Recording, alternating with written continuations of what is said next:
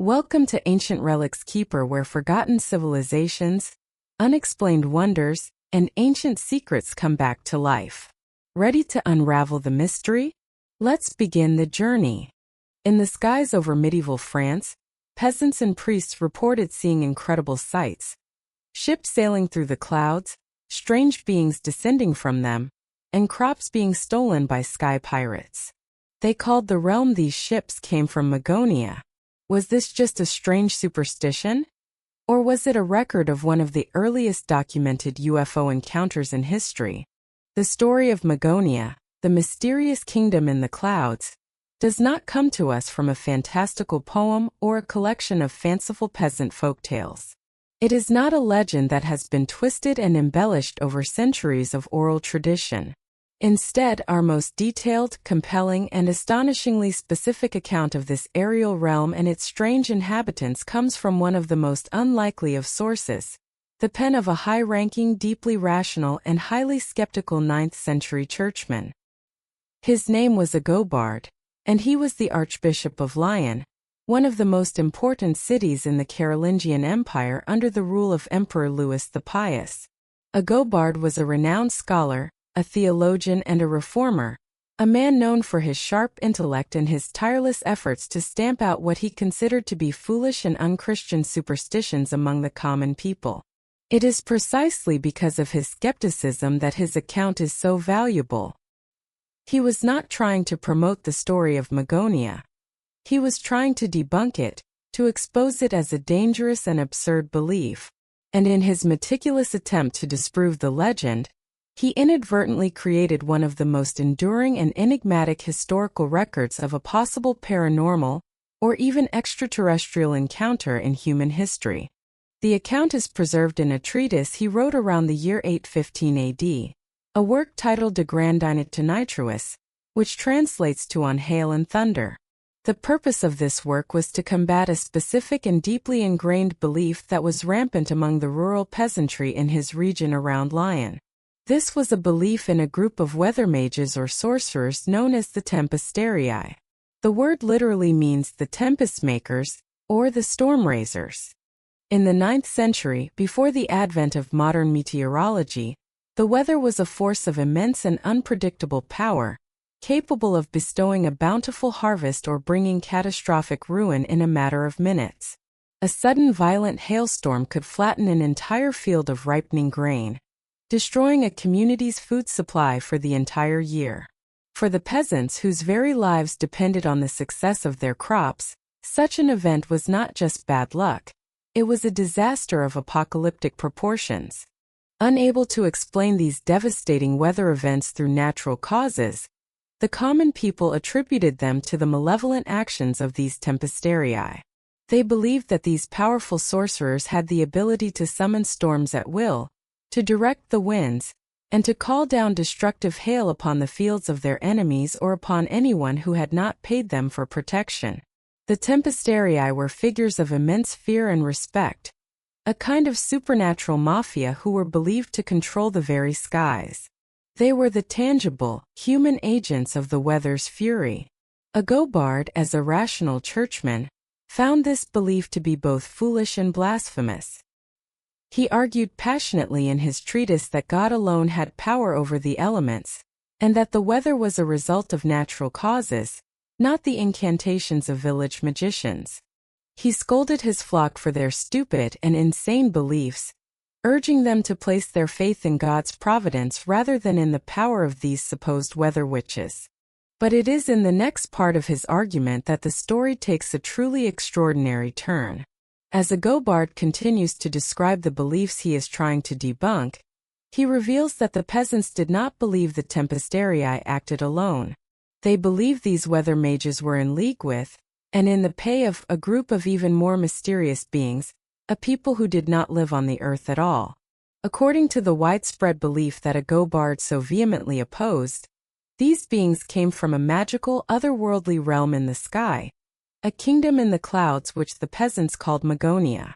Agobard describes how the common people believed that ships sailed the skies, just as they sailed the seas. These cloud ships were said to arrive from this aerial kingdom of Magonia. The occupants of these ships, the Magonians, were described as a type of sky pirate.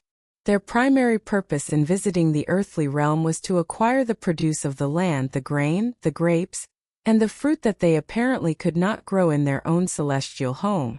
To do this, they would form a pact with the earthly tempestarii.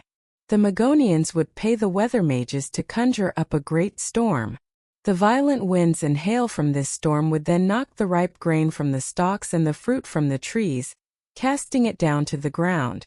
Then, the Magonians in their cloud ships would follow in the wake of the storm, somehow collecting the fallen produce and taking it back with them to their aerial kingdom. In this belief system, a hailstorm was not just a natural disaster. It was a raid, a deliberate act of theft carried out by a conspiracy of earthly sorcerers and otherworldly pirates. This is already a remarkable and detailed piece of folklore. It paints a vivid picture of a complete cosmology, a world where the sky is not empty, but is a navigable sea, home to a strange and alien civilization that interacts with humanity in a predatory way. The level of detail is fascinating. The name of the kingdom, Magonia. The nature of its inhabitants, the sky pirates. Their vehicles, the cloud ships. And their specific method of operation, using storms to harvest earthly crops. Agobard treats this entire story with utter contempt, dismissing it as a ridiculous fantasy. But his detailed description of the belief is our only real window into this lost piece of medieval folklore. And then his account moves from describing a general belief to recounting a specific and truly bizarre event that he claims to have witnessed himself. In an effort to show just how deeply this insane belief had taken hold of the public mind, Agobard tells a story that he presents as the ultimate example of the people's foolishness. He writes that he had seen and heard many people who are overwhelmed with such great stupidity, sunk in such a deep folly, that they believe and say that there is a certain region, which is called Magonia. He then goes on to describe a particular incident that had occurred in Lyon. A mob of angry citizens had captured 4 people, 3 men and 1 woman. These 4 individuals were not locals. They were strangers, and they were claiming something unbelievable. They said that they had been passengers on one of the Magonian cloud ships. They claimed to have fallen from this aerial vessel and landed in the territory of Lyon. The reaction of the local populace was immediate and hostile.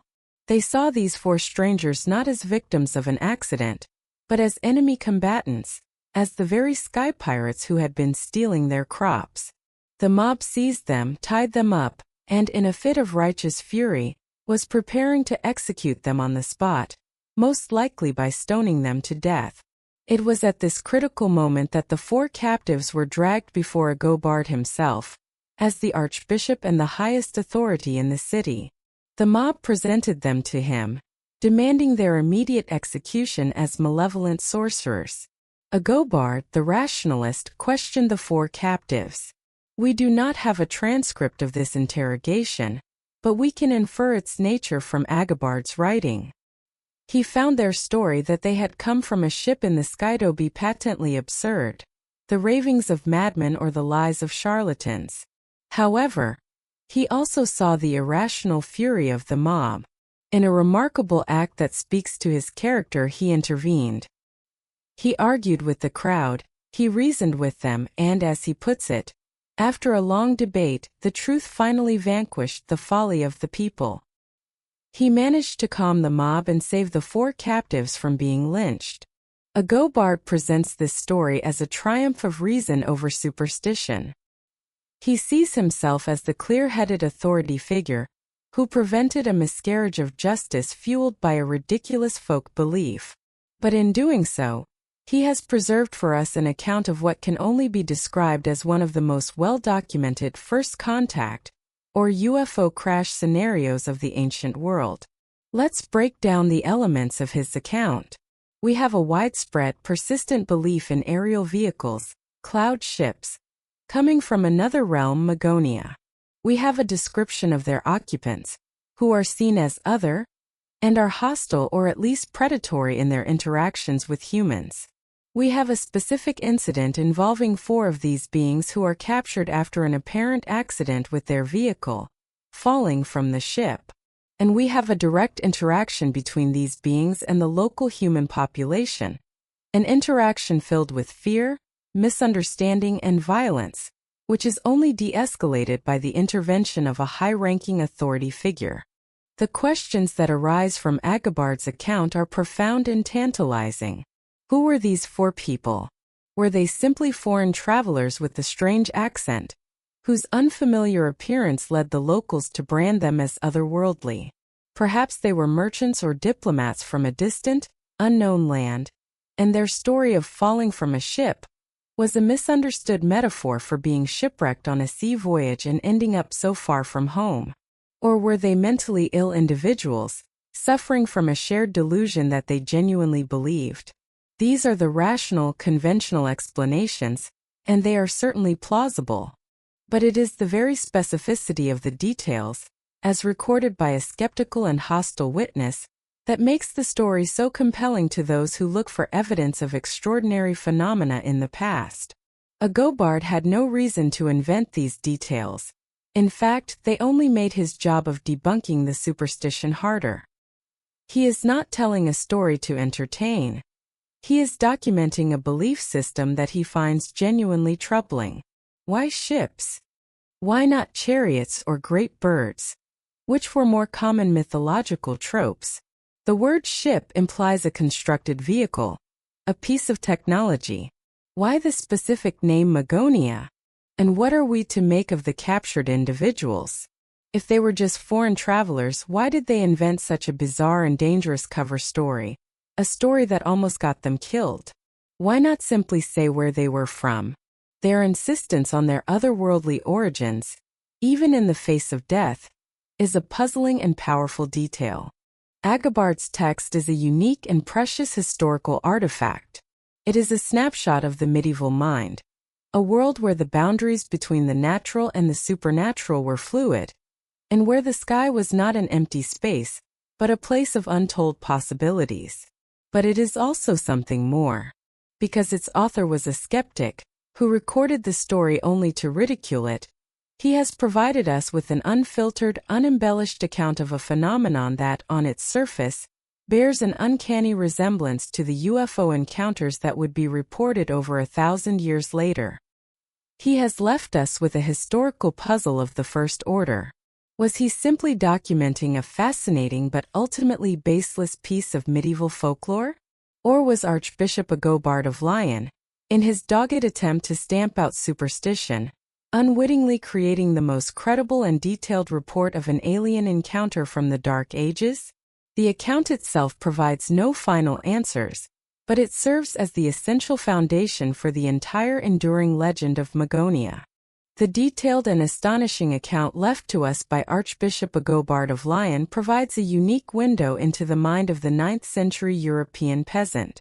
It is a world teeming with invisible forces, where weather mages conspire with sky pirates, and where strange ships sail through the clouds on missions of plunder.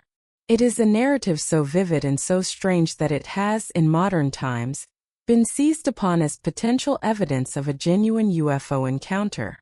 But before we leap to extraterrestrial conclusions, we must first do what a good historian or investigator would do. We must exhaust all the earthly explanations. The legend of Magonia is a complex tapestry woven from many different threads, and when we begin to carefully unpick these threads, we find compelling and rational explanations rooted in meteorology, agricultural anxiety, social psychology, and the universal human tendency to see patterns and create stories to make sense of a frightening and unpredictable world. The first and most straightforward explanation for the core of the Magonia legend, the cloud ships, is a simple meteorological misunderstanding. The sky is a vast and dynamic canvas, capable of producing an infinite variety of cloud formations, many of which can be strange, dramatic, and deeply unsettling to the untrained eye. For a 9th century peasant, living without any scientific understanding of atmospheric physics, a strange or threatening cloud formation would not be seen as a natural process. It would be interpreted through the lens of their folklore, and their belief in a supernatural world. They would try to make sense of it by comparing it to the most familiar large, traveling objects in their own world, ships. Consider, for example, a shelf cloud. This is a long, low, and often wedge-shaped cloud formation that typically forms on the leading edge of a severe thunderstorm. They can be incredibly dramatic and menacing in appearance, often looking like the dark, sharp prow of a colossal ship moving across the sky, heralding the arrival of violent wind and rain. Or think of mammatus clouds, which appear as a series of strange, pouch-like lobes hanging from the underside of a larger cloud. Their eerie, unnatural appearance could easily be interpreted as the hull or the underbelly of some strange aerial vessel. Lenticular clouds, smooth, lens-shaped clouds that often form over mountains, can look remarkably like the flying saucers of modern UFO lore. For a medieval peasant whose entire life could be destroyed by the storm that followed such a cloud, it would be a very small leap of logic to see the cloud not just as a warning of the storm, but as the vehicle that was carrying it. The cloud ship, in this view, was not a physical nuts-and-bolts craft. It was a poetic and literal description of a terrifying ship-like cloud. This meteorological explanation is powerfully supported by the context of the legend itself. The Magonians were set to arrive in conjunction with storms, and their purpose was to steal the crops that were knocked down by the hail and wind. This links the ships directly to the destructive weather events. The entire legend can be seen as a personification of the storm. The storm cloud is the ship, the destructive force of the wind and hail is the act of piracy, and the ruined crops are the stolen goods. It is a complete and self-contained mythological explanation for a natural disaster.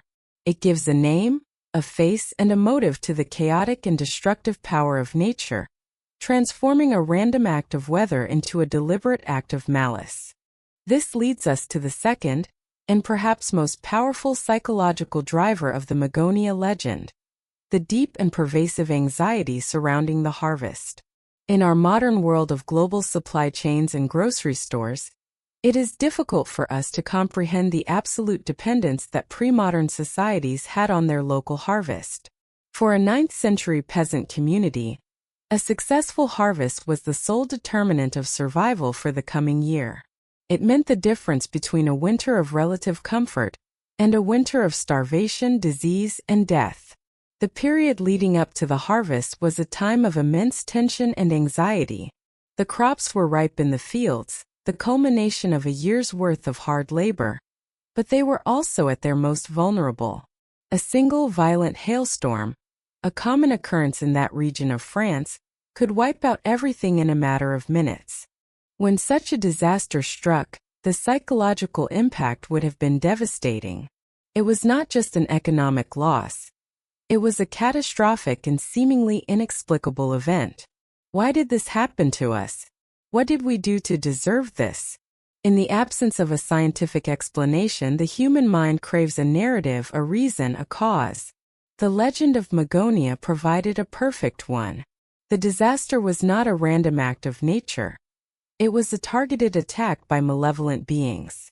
This belief, while terrifying, was also strangely comforting in a way. It provided an answer. It provided a sense of order, albeit a hostile one, to a chaotic universe. And, crucially, it provided a tangible scapegoat.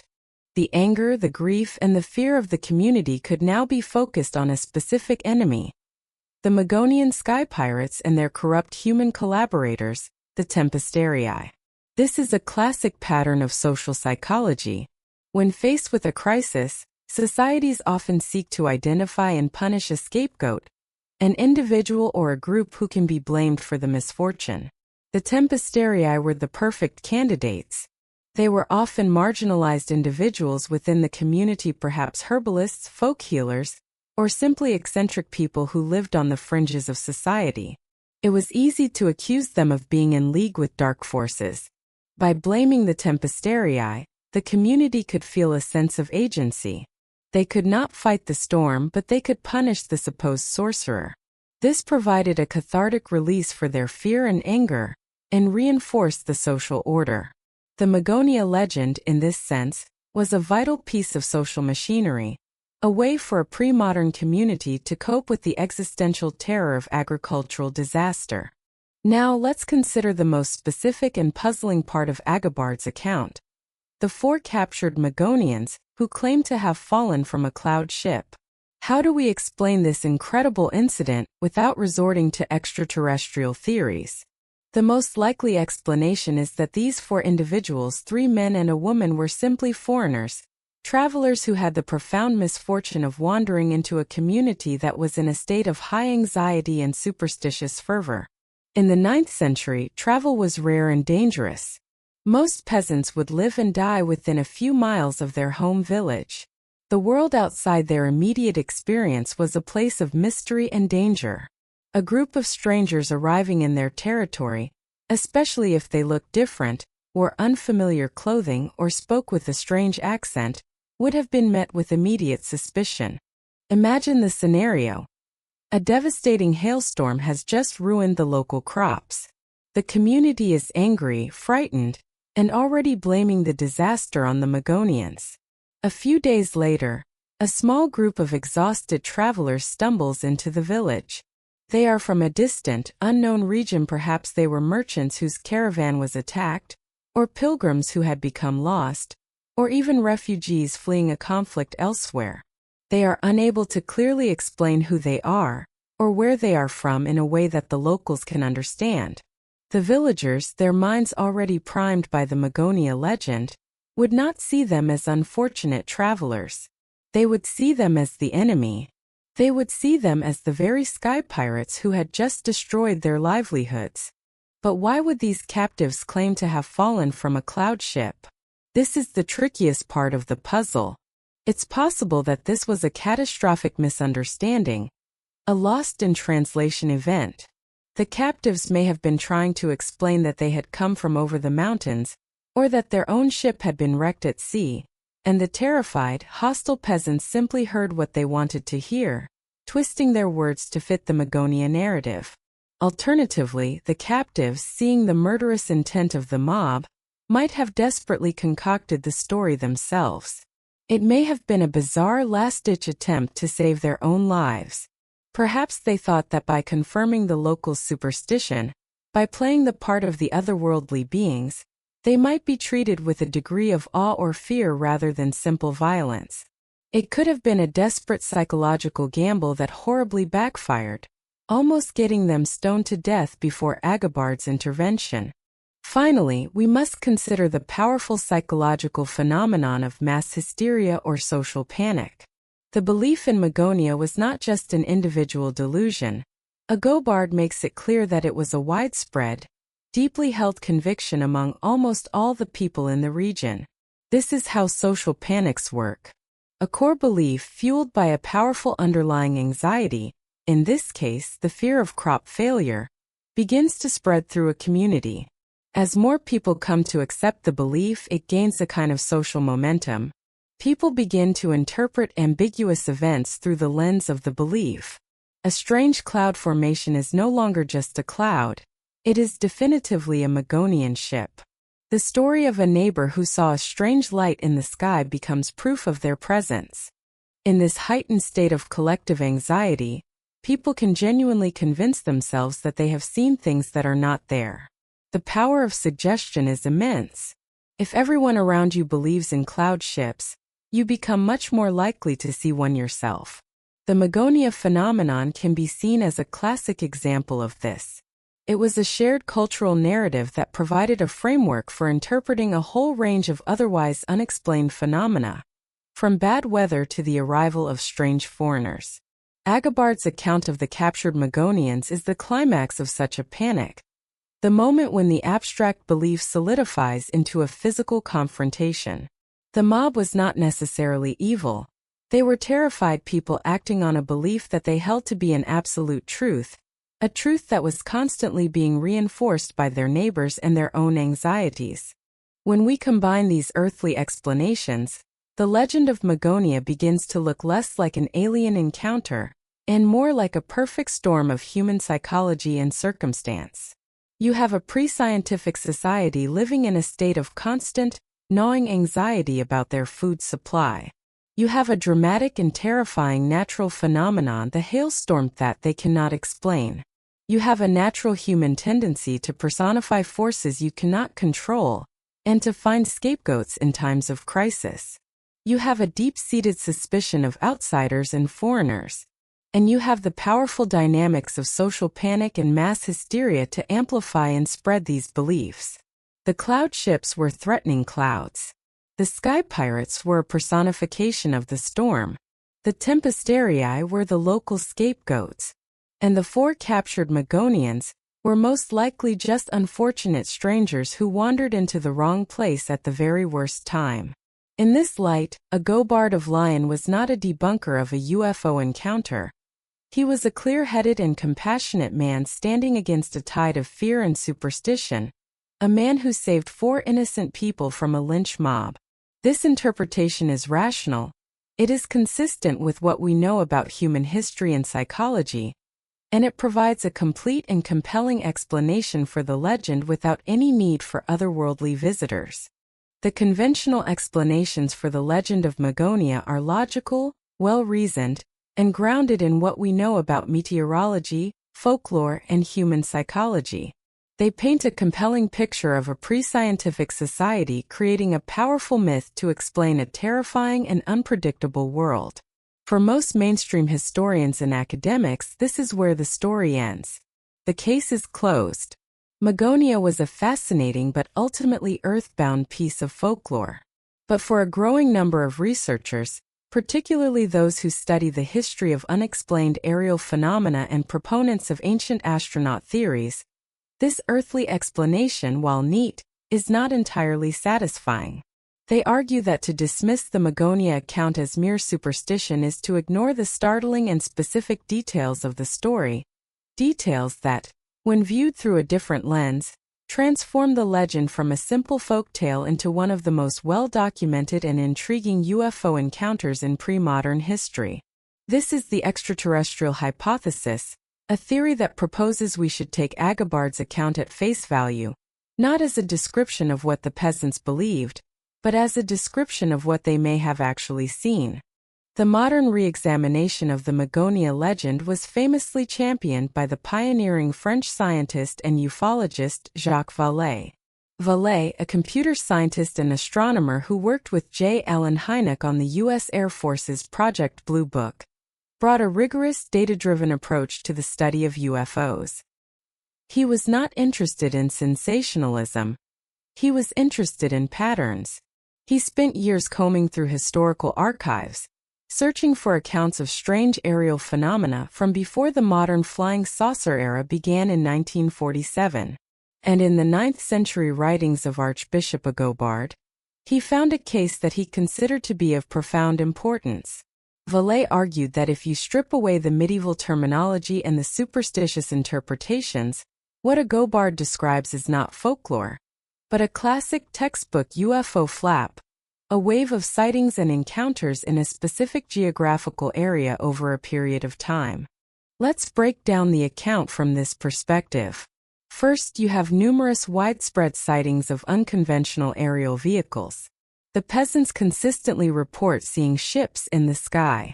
Second, you have descriptions of the occupants of these vehicles, the Magonians, who are described as intelligent beings from another, distinct realm. Third, you have direct physical effects on the environment attributed to these vehicles and their occupants, in this case, the damage to the crops. And finally, you have a close encounter of the third kind, a direct interaction between humans and the alleged non-human beings, culminating in the capture of 4 of them.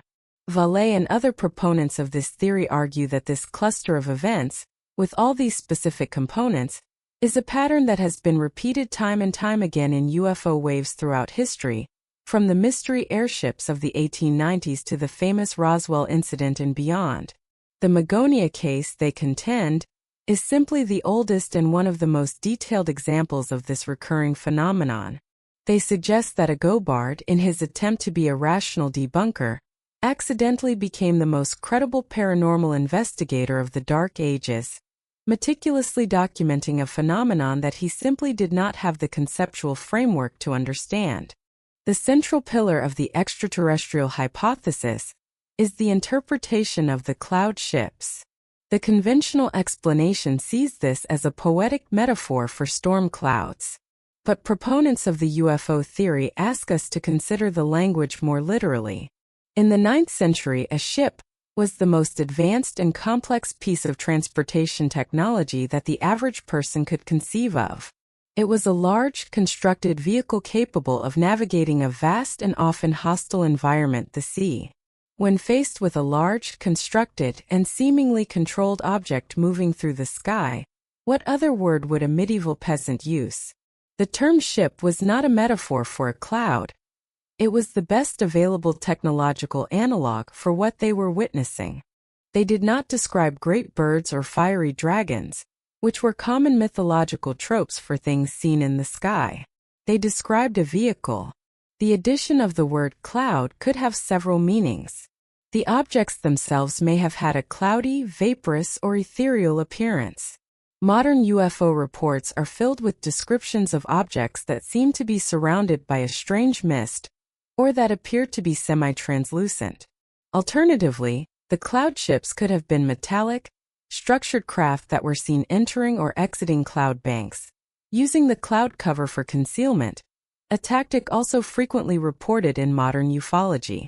The description of these ships sailing through the air is also significant. It implies a smooth, gliding, and controlled motion, not the turbulent and chaotic movement of a storm cloud. This description of silent, graceful, and seemingly effortless flight is one of the most persistent features of UFO reports throughout history. The term cloud ship, therefore, may not have been a fanciful description of a cloud, but a surprisingly accurate and literal description of an unconventional aerial vehicle. Next, we must consider the sky pirates and their strange mission of stealing crops. The folkloric explanation sees this as a simple personification of a hailstorm, but the extraterrestrial hypothesis offers a different and intriguing interpretation. It suggests that the theft of the crops was a misinterpretation of a scientific or sampling mission. Imagine a scenario where an advanced, non-human intelligence is visiting Earth for scientific study. One of their primary interests would undoubtedly be the planet's unique biology. They might be engaged in a systematic program of collecting botanical samples, analyzing the planet's flora for its genetic makeup, its potential for cultivation, or its chemical properties. How would such a sampling mission appear to a 9th century peasant? They might see a strange aerial vehicle hovering low over a field of ripe wheat or a vineyard. They might witness beams of light or some other unknown form of energy being directed down at the crops. They might then find that the crops in that area are damaged, cut down, or even missing. They would not interpret this as scientific sampling. They would interpret it as theft, as a raid. The modern parallel to this is the crop circle phenomenon. For decades, strange, complex geometric patterns have been appearing in fields of grain around the world. While many are proven hoaxes, a small percentage remain unexplained, often accompanied by strange lights in the sky and unusual biophysical effects on the plants themselves. Some UFO researchers have proposed that crop circles are a byproduct of an alien energy system, or a result of them taking targeted agricultural samples. The Magonia story, in this light, can be seen as a 9th century description of a crop circle type event. The hail that knocked the crops down may not have been frozen water, but a side effect of the energy being used by the ship to gather its samples. The story of the Magonians paying the Tempestarii becomes a way of explaining the link between the storm-like phenomena and the subsequent crop damage.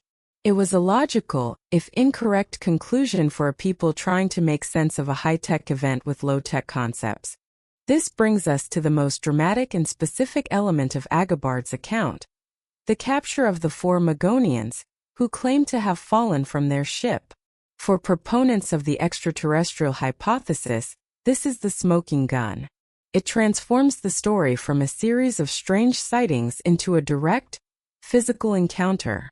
This incident is seen as a fascinating parallel to modern narratives of alien abduction, or more accurately, a failed first contact scenario. Let's re-examine the event from this perspective.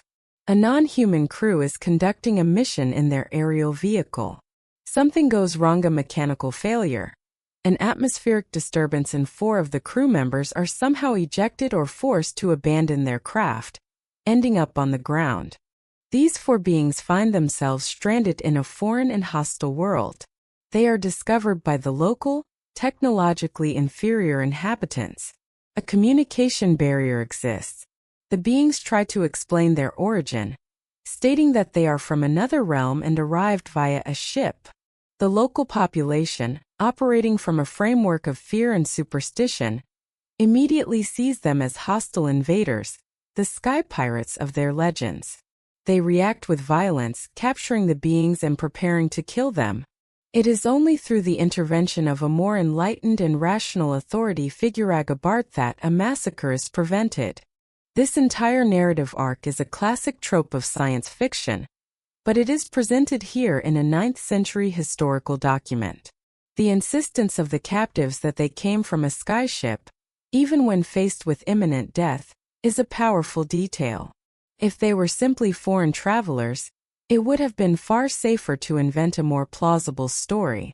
Their adherence to their extraordinary claim suggests they either genuinely believed it to be true, or it was, in fact, the literal truth. This incident is interpreted by ufologists as a rare and precious account of a direct encounter, a moment when the veil between our world and another was briefly torn. The beings were not necessarily hostile. Their crop sampling may have been purely scientific. The hostility came entirely from the human side, born of fear and misunderstanding. Agobard, in this view, did not just save 4 unfortunate people from a lynch mob. He may have prevented an interstellar incident of profound consequences. When viewed through this extraterrestrial lens, Agabard's entire treatise is turned on its head. His rational skepticism, which makes him a credible historical witness, also makes him an unwitting UFO investigator. He had no agenda to promote a paranormal event. On the contrary, his goal was to crush it. This lack of bias, proponents argue, makes his detailed reporting of the absurd beliefs and events all the more valuable. He recorded the details precisely because he found them so ridiculous and wanted to expose them as such. He is, in a sense, the ultimate accidental witness, a man who, in trying to document human folly, may have inadvertently documented an inhuman reality. The extraterrestrial hypothesis for Magonia is, of course, impossible to prove definitively. It requires a speculative leap, a willingness to interpret ancient language and events in a modern context. It relies on finding patterns and parallels between a 9th century account and 20th century UFO reports. Mainstream history will always favor the more parsimonious, earthbound explanations of folklore and mass hysteria. But the Magonia case remains stubbornly enigmatic. The details are just a little too specific, the narrative a little too close to modern patterns to be dismissed out of hand.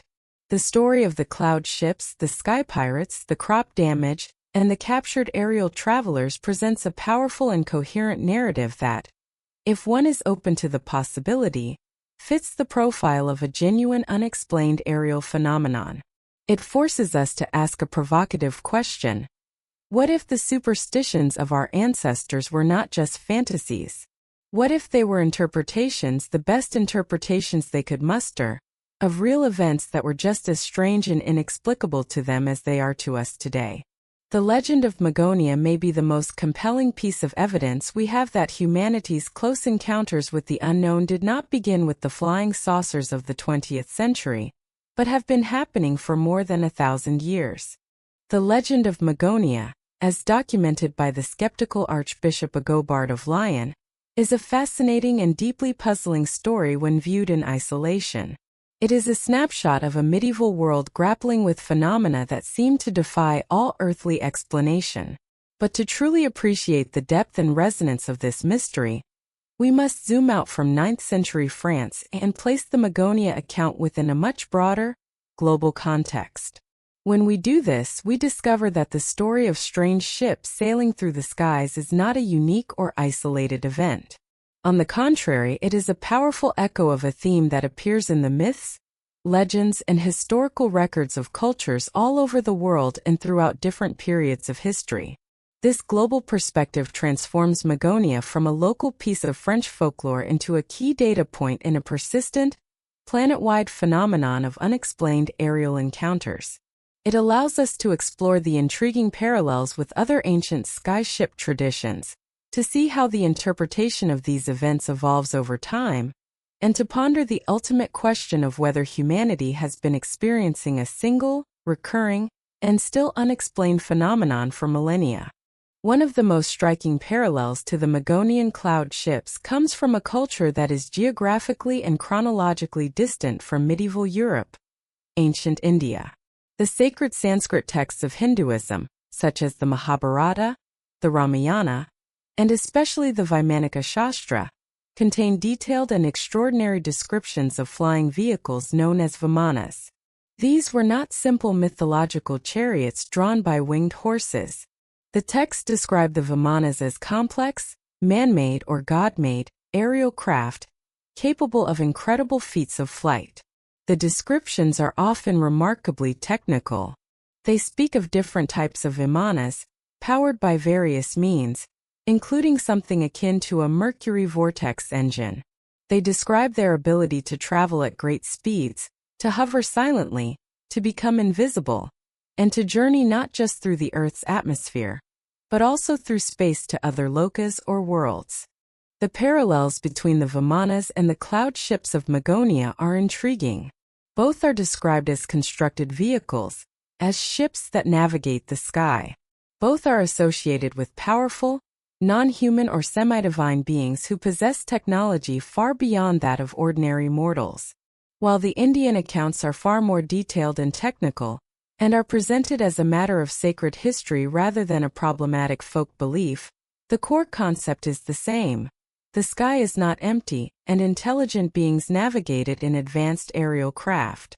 This parallel suggests that the idea of skyships is not a unique invention of the French peasantry, but part of a much older and more widespread human tradition of interpreting strange aerial sights as technological vehicles. Could the Magonians and the god pilots of the vimanas be different cultural interpretations of the same core phenomenon, seen through the different lenses of 9th-century Christian Europe and ancient Hindu India? The existence of the Vimana tradition provides a powerful global context, suggesting that the Magonia story is not as outlandish as it might first appear. But we don't need to go back thousands of years to find a startling echo of the Magonia events. A much more recent and incredibly well-documented parallel occurred in the United States in the late 19th century. This was the Great Airship Mystery, or the airship wave of 1896 and 1897. For a period of several months, thousands of people all across the United States, from California to the Midwest, reported seeing mysterious cigar-shaped airships in the night sky. This was a full decade before the Wright brothers would make their first successful flight, and long before dirigibles or blimps were a common sight. Newspapers of the day were filled with detailed accounts of these sightings.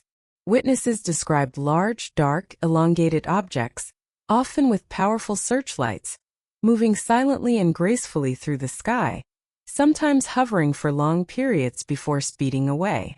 The parallels to the Magonia story are numerous and striking. We have widespread sightings of unconventional aerial vehicles seen by a large portion of the population. Just as the Magonians were said to have physical effects on the environment, some of the airship reports included stories of the craft dropping debris or dragging anchors that snagged on fences. But the most incredible parallel lies in the close encounter reports. In numerous instances, witnesses claimed that the airships landed, and that they met and spoke with their human-like pilots. These pilots were often described as ordinary-looking people, though sometimes with strange clothing or accents. They would claim to be part of a secret group of inventors who had perfected the technology of flight, and they would often ask for supplies like water or oil before taking off again and vanishing into the night. Compare this to Agabard's account.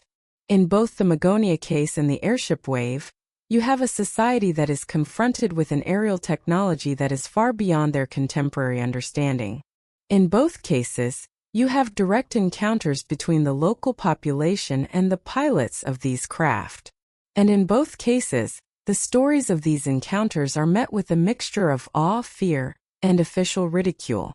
The airship wave of the 1890s is a historical mystery in its own right, with no definitive explanation. But what it demonstrates is that the Magonia event was not a one-off anomaly. It was part of a recurring pattern of UFO flaps, where a specific type of aerial phenomenon is witnessed by many people over a concentrated period. The Magonia story is simply a much older iteration of the same mystery that would reappear in America 1,000 years later. This comparison between Magonia, the Vimanas, and the 19th century airships reveals something profound about how human societies interpret unexplained phenomena.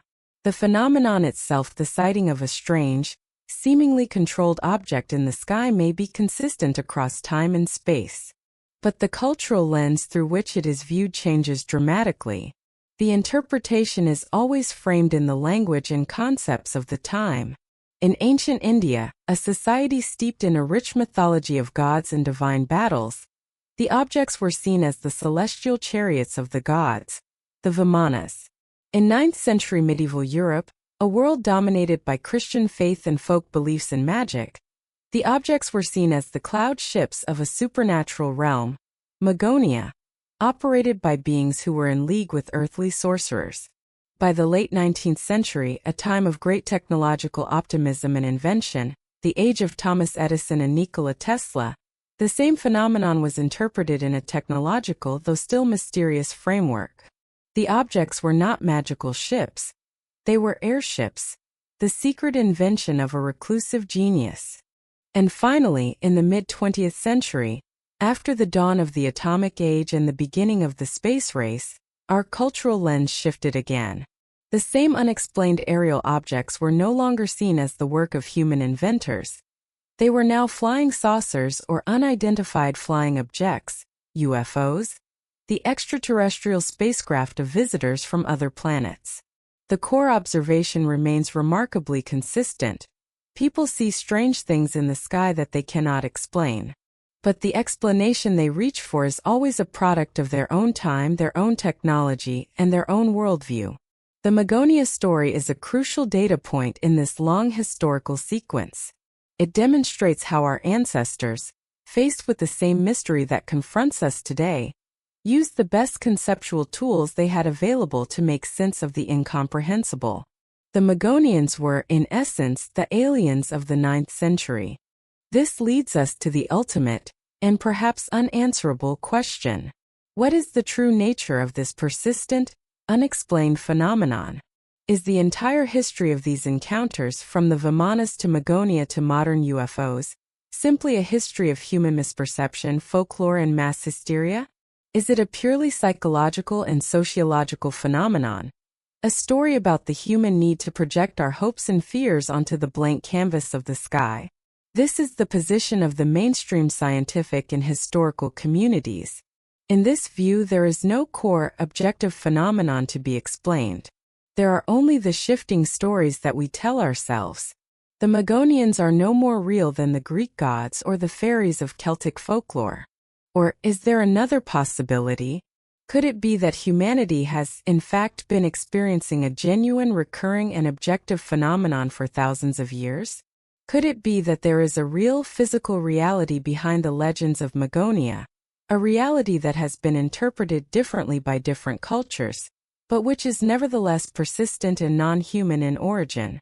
This is the extraordinary claim of many UFO researchers. They argue that the consistency of the reports across centuries and cultures points to a real, external stimulus. They suggest that our planet has been the subject of long-term observation or visitation by a non-human intelligence, an intelligence whose technology has always seemed magical or impossible to the people of the time. In this paradigm, the account of Agobard of Lyon is not just a piece of cultural history, it is a vital piece of evidence. It is a pre-modern data point, a report from a time before our culture was saturated with images of flying saucers and little green men. The fact that a 9th century archbishop, a man with no concept of space travel or alien life, could so accurately describe a series of events that perfectly match the patterns of modern UFO encounters is, for them, profound evidence of the phenomenon's reality. The Magonia legend in this view is a bridge across time. It connects the superstitious world of our ancestors with the scientific world of today, suggesting that we are all, and have always been, grappling with the very same deeply enigmatic presence. Ultimately, whether Magonia was a product of pure folklore, a complex social panic, or a genuine unexplained event, it remains a powerful and important story. It provides a unique glimpse into the medieval worldview, a world that was far richer, stranger, and more mysterious than we often imagine. It reminds us that our ancestors were not simple-minded or credulous. They were keen observers of their world, trying to make sense of it with the intellectual tools they had. And it serves as a powerful historical precedent, demonstrating that our modern fascination with UFOs and the question of extraterrestrial life is not a new obsession. It is part of a long and enduring human tradition of looking up at the sky and asking the same fundamental questions that have haunted us for millennia. What is up there? And are we alone in the universe? The cloud ships of Magonia may have long since sailed back to their mysterious kingdom, but the enigma they left behind continues to challenge our understanding of history, of belief, and of our own place in the cosmos. The legend of Magonia is a fascinating window into the medieval mind, a world where the sky was not empty, but filled with magical ships and strange beings. While historians point to folklore and hysteria, the details of the story continue to fuel speculation about its possible extraterrestrial origins. Whatever the truth, Magonia reminds us that our ancestors were also looking up at the sky and asking the same question we do. Are we alone? If the past still whispers to you, don't forget to like, share, and subscribe. Ancient Relics Keeper, because some mysteries were never meant to be buried.